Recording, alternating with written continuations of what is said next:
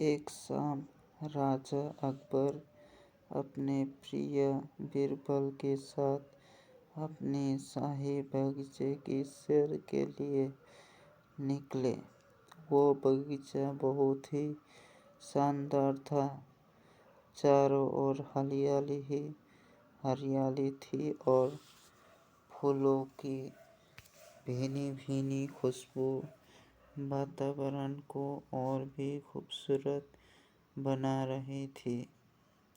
ऐसे में राजा को जाने क्या सूझा कि उन्होंने बीरबल से कहा, बीरबल, हमारा मन है कि इस हरे भरे बगीचे में हम हरे घोड़े में बैठकर घूमें। इसलिए मैं तुम्हें आदेश देता हूँ कि तुम 7 दिनों के अंदर हमारे लिए एक हरे घोड़े का इंतजाम करो। वही अगर तुम इस आदेश को पूरा करने में असफल रहते हो तो तुम कभी भी मुझे अपनी शक्ल ना दिखाना। इस बात से राजा व बीरबल दोनों वाकिफ थे कि आज तक दुनिया में हरे रंग का घोड़ा नहीं हुआ है। फिर भी राजा चाहते थे कि बीरबल किसी बात में अपनी हार स्वीकार करे। इसी कारण उन्होंने बीरबल को ऐसा आदेश दिया। मगर बीरबल भी बहुत चालाक थे। वो भली भांति जानते थे कि राजा उनसे क्या चाहते हैं। इसलिए वो भी घोड़ा ढूंढने का बहाना बनाकर 7 दिनों तक इधर उधर घूमते रहे। 8वें दिन बीरबल दरबार में राजा के सामने पहुँचे और बोले, महाराज, आपकी आज्ञा के अनुसार मैंने आपके लिए हरे घोड़े का इंतजाम कर लिया है। मगर उसके मालिक की 2 शर्त है।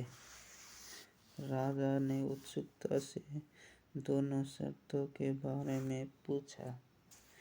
तब बीरबल ने जवाब दिया, पहली शर्त यह है कि उस हरे घोड़े को लाने के लिए आपको स्वयं जाना होगा।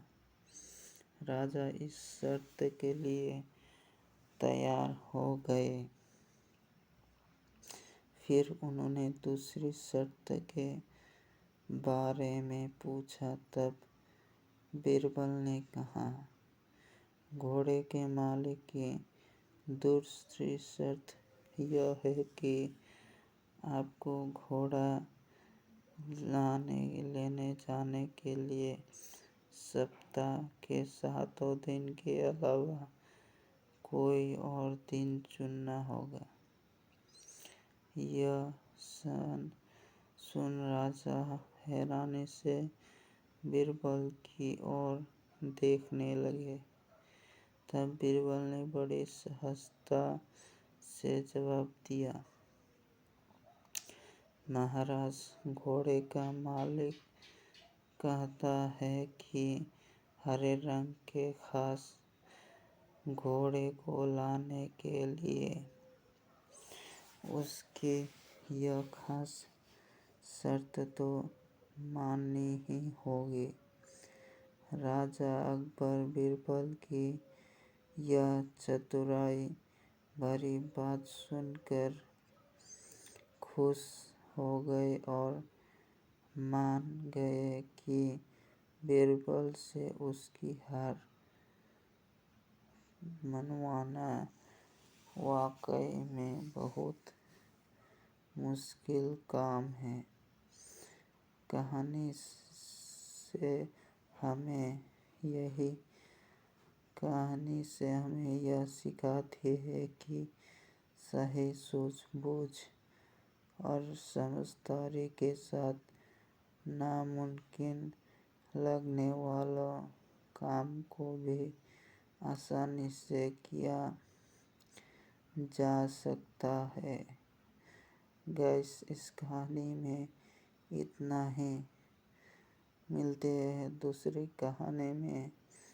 तब तक के लिए बाय बाय। जय श्री राम।